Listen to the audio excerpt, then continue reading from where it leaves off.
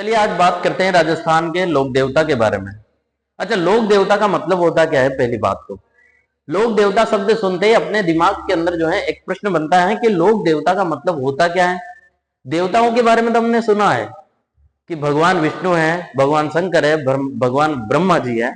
तो देवताओं के बारे में हम सब जानते हैं और बचपन से ही जो है देवताओं को के चित्रों को हम जो है देखते आ रहे हैं। लेकिन यहाँ पर देवता के आगे एक शब्द लगा हुआ है, लोक देवता। अब लोक देवता का मतलब होता क्या है?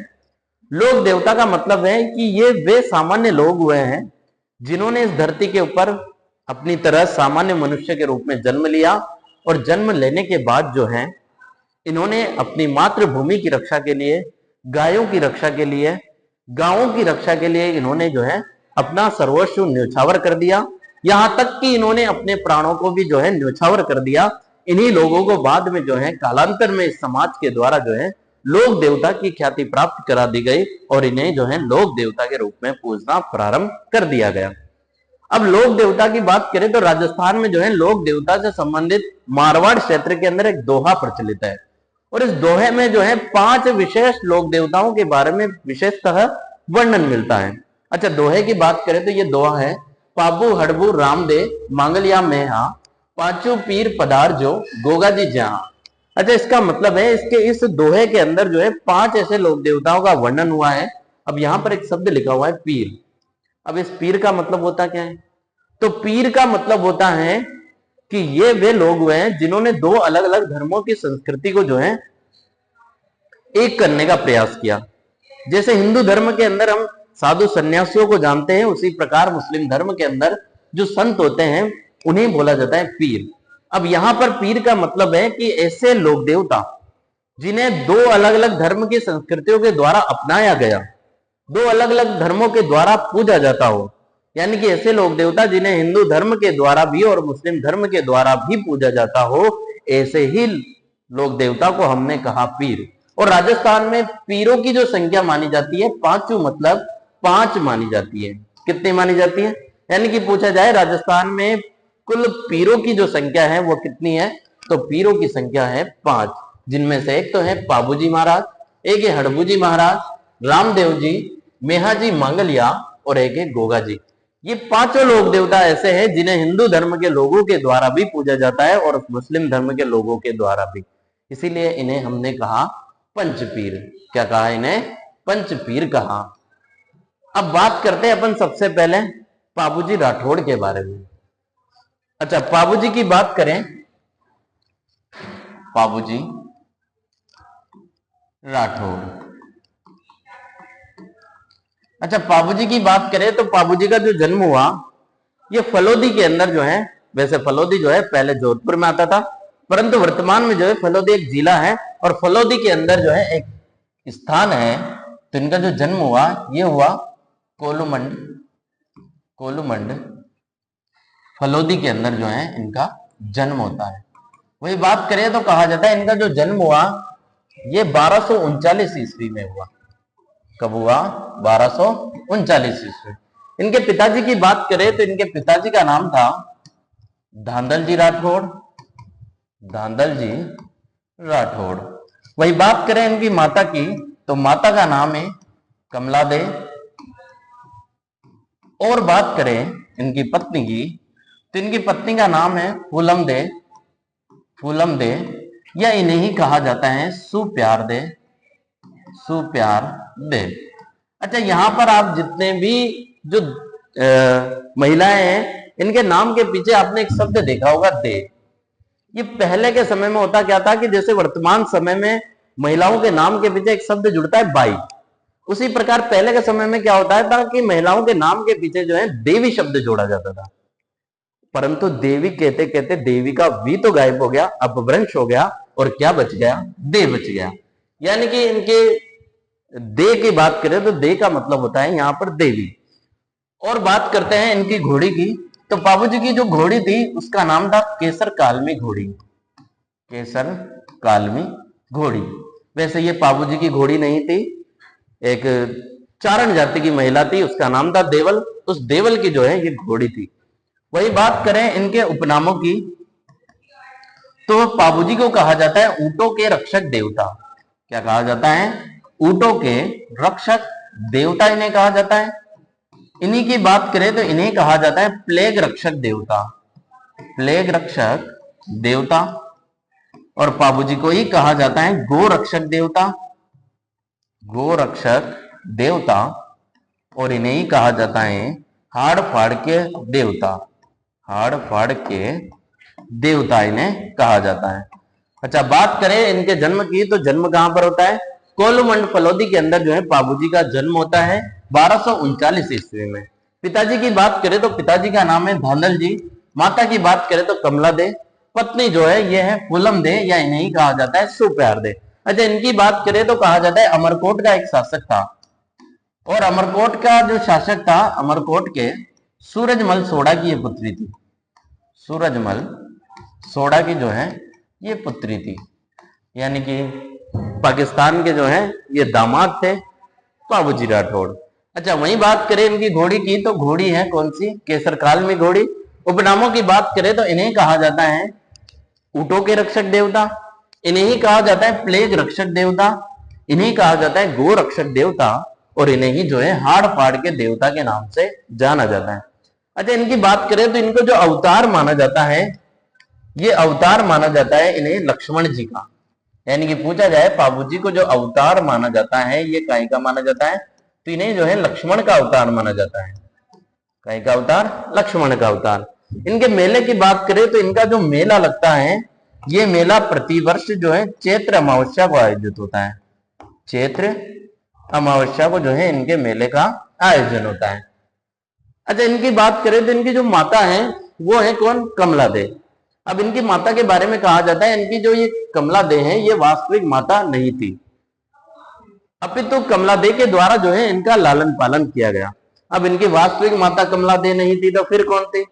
तो कहा जाता है इनकी जो वास्तविक माता थी वो जो है एक अप्सरा थी, एक परी थी। हाँ, परी मतलब वो पापा की परी वाली नहीं, वो जो इंद्रलोक की परी होती है वो। तो इनकी जो माता थी वो एक परी हुआ करती थी। अब कहा जाता है कि एक बार की बात है कि अक्सर होता क्या है कि रात्रि के समय जो परियां हैं ये भ्रमण करने के लिए जो है पृथ्वीलोक पर आया करती हैं और वापस भ्रमण करके विचरण करके वापस चली जाया करती है। अब एक बार की बात है कि कोई परी थी जो गलती से जो है मारवाड़ क्षेत्र में उतर जाती है। अब जब वो मारवाड़ क्षेत्र में उतरती है तो आप सबको पता है मारवाड़ क्षेत्र में जो है रेगिस्तान, और रेगिस्तान में होती है अत्यधिक गर्मी।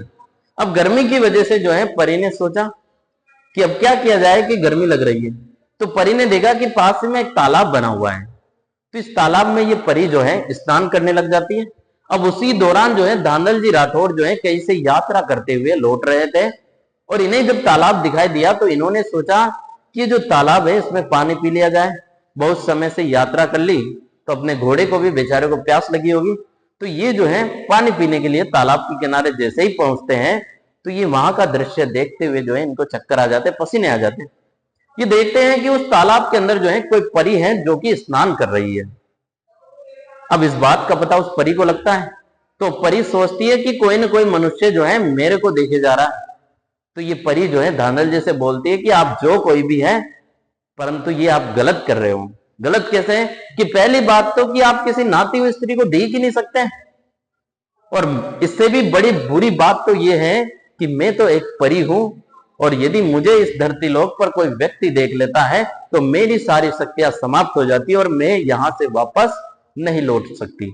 जैसे ही धांधल जी को यह बात सुनाई दी तो धांधल जी ने भी जो है घुटने के बल बैठते हुए परी से कह दिया कि आपको वापस जाना ही क्यों है, आप मेरे से विवाह कर लीजिए। अब विवाह का प्रस्ताव जब परी के सामने रखा गया तो परी ने सोचा कि अब तो कोई ऑप्शन बचा ही नहीं, तो क्यों ना विवाह कर लिया जाए। अब विवाह करने के लिए जो है परी तैयार हो जाती है, परंतु धांधल जी के सामने ये दो शर्तें रखती है। दो शर्तें क्या कि पहली शर्त तो ये कि मेरे लिए आपको एक अलग से महल बनाकर देना पड़ेगा, वहां पर मैं निवास करूंगी, और दूसरी शर्त ये कि उस महल के अंदर जो है मेरी बिना अनुमति के कोई भी प्रवेश नहीं करेगा, यहां तक कि आप स्वयं भी जो है उस महल के अंदर प्रवेश नहीं करोगे मेरी बिना अनुमति के। अब धांधल जी राठौड़ जो है दोनों शर्तें स्वीकार करते हैं और परी को अलग से महल बनाया जाता है, उसमें वो परी निवास करने लग जाती है। अब धीरे धीरे धीरे जो है समय व्यतीत होता है। अब इनके यहाँ पर एक पुत्र का जन्म होता है और उस पुत्र का नाम रखा जाता है पाबू। कहा जाता है राजस्थान में जितने भी लोक देवता हैं इनमें से सबसे सुंदर यदि कोई लोक देवता माने जाते हैं तो वो माने जाते हैं पाबू जी को। और स्वाभाविक सी बात है कि एक परी की संतान थे तो फिर सुंदर होना ही था। तो अब धीरे धीरे जैसे समय व्यतीत होता है, एक दिन की बात है कि धांधल जी राठौड़ के दिमाग में जो है कुछ आता है और ये सोचता है कि ऐसा क्या चक्कर है कि मेरा महल, मेरी ही पत्नी और मेरे को उसमें बिना अनुमति के प्रवेश नहीं दिया जाता। चलो आज देख ही लेते हैं ऐसा क्या कारण है। तो कहा जाता है एक दिन धांधल जी राठौड़ जो है बिना परी की अनुमति जो है उस महल के अंदर प्रवेश कर जाते हैं और जैसे ही प्रवेश करते हैं तो सामने का दृश्य देखते हुए इनके पसीने छूट जाते हैं, इनको चक्कर आ जाते हैं। ये देखते हैं कि सामने कोई परिवरी नहीं है, अभी तो वहां पर कोई शेरनी है जो कि पाबू को दूध पिला रही है। अब ये दृश्य देखते ही धांधल जी सोचते हैं कि ये क्या कौतुक है। तो उधर परी जो है ये वास्तविक रूप में आकर जो है धांधल जी से बोलती है, बस इसी दिन के लिए मना किया था, अब आपने जो है आप अपना वचन तोड़ दिया, अब मैं इस धरती पर और नहीं रह सकती। अब कहा जाता है उसी के बाद ये परी जो है धांधल जी राठौड़ को छोड़कर वापस आकाशलोक में चली जाती है। अब इनकी एक और पत्नी थी जिनका नाम था कमला दे। इन कमला दे के द्वारा जो है बाद में पाबू जी का जो है लालन पालन किया जाता है। अब जब ये बड़े होते हैं और बड़े होने के बाद आप सबको पता है कि विवाह किया जाता है। अब इनका विवाह तय किया जाता है कहां पर, अमरकोट के अंदर, और अमरकोट का राजा था कौन, सूरजमल सोढ़ा। अब जब इनका विवाह तय किया जाता है तो बारात लेकर जाने के लिए तैयार हो जाते हैं बाबू जी। अब इनके सहयोगी थे चांदा और डामा, चांदा और डामा।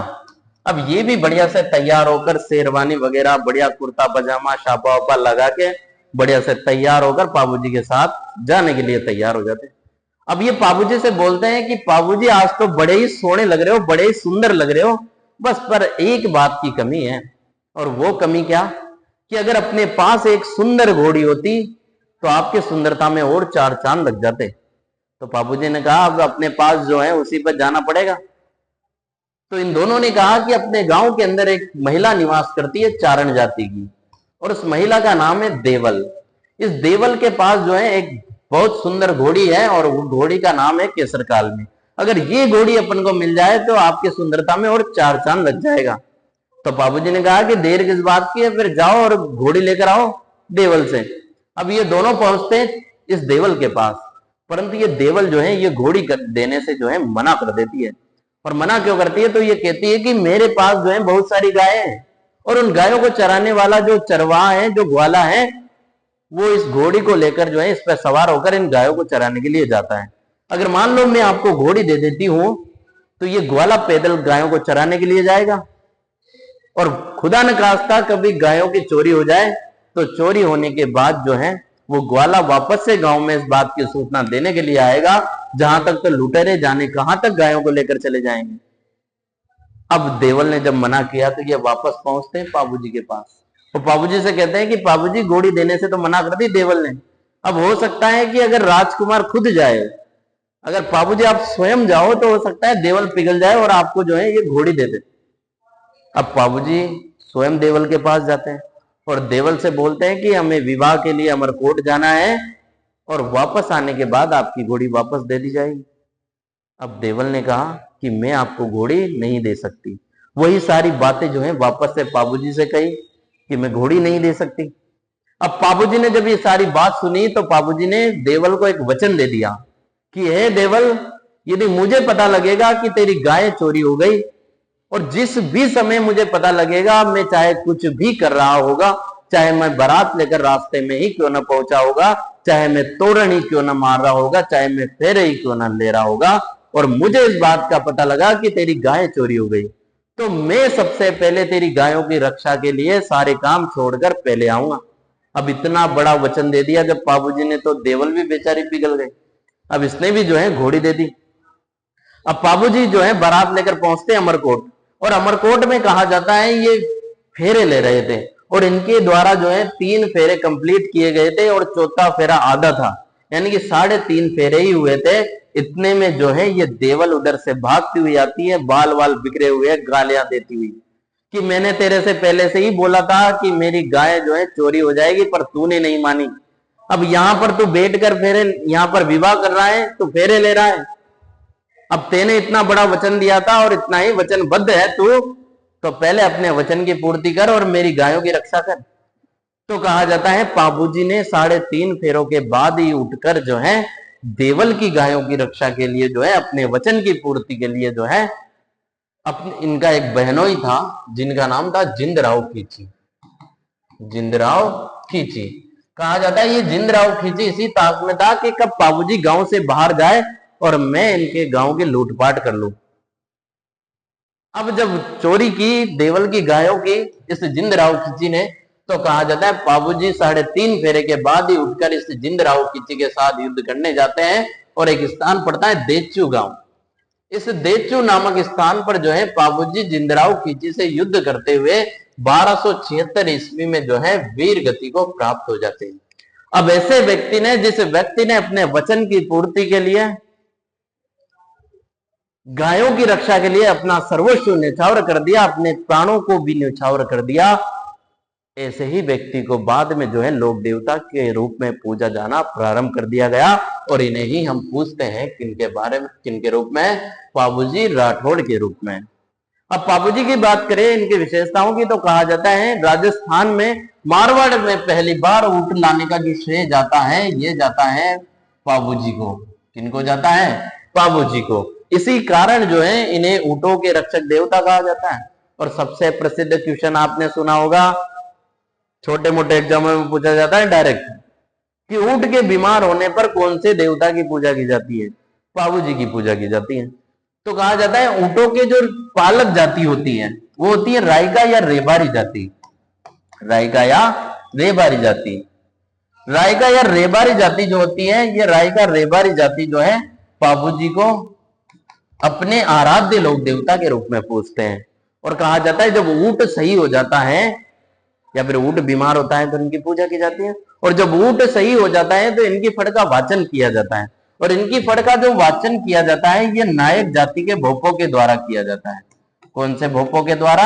नायक जाति के भोपों के द्वारा जो है बाबूजी की फड़ का वाचन किया जाता है। अच्छा, फड़ का मतलब क्या होता है? तो राजस्थानी साहित्य में जो है चित्रों के माध्यम से जो है जो कथाएं कही जाती है उसी को कहा जाता है फड़। अब बाबूजी की फड़ का वाचन जो है ये नायक जाति के भोपों के द्वारा किया जाता है। और इनकी फड़ का वाचन करते समय एक वाद्य यंत्र का प्रयोग किया जाता है और उस वाद्य यंत्र का नाम है रावण हत्ता वाद्य यंत्र। कौन सा वाद्य यंत्र? रावण हत्ता नामक वाद्य यंत्र बजाते हुए जो है बाबूजी की फड़ का वाचन किया जाता है। अब बाबूजी की फड़ की विशेषता है कि राजस्थान में सबसे ज्यादा लोकप्रिय जो फड़ है, सबसे प्रसिद्ध जो फड़ मानी जाती है वो मानी जाती है बाबूजी की। और पूछा जाए कि सबसे प्राचीन फड़ किनकी है, तो वो मानी जाती है देवनारायण जी की फड़ को। अच्छा, इनकी बात करें तो कहा जाता है एक जाति थी जिसका नाम था थोरी जाति। ये जो थोरी जाति थी, इस थोरी जाति को बाबूजी ने जो है संरक्षण प्रदान किया। कहा जाता है ये थोरी जाति को जो है बहुत निम्न समझा जाता था। इसी वजह से बाबूजी ने इस थोरी जाति को जो है समाज में गुणवत्तापूर्ण जीवन जीने का अधिकार दिलाया।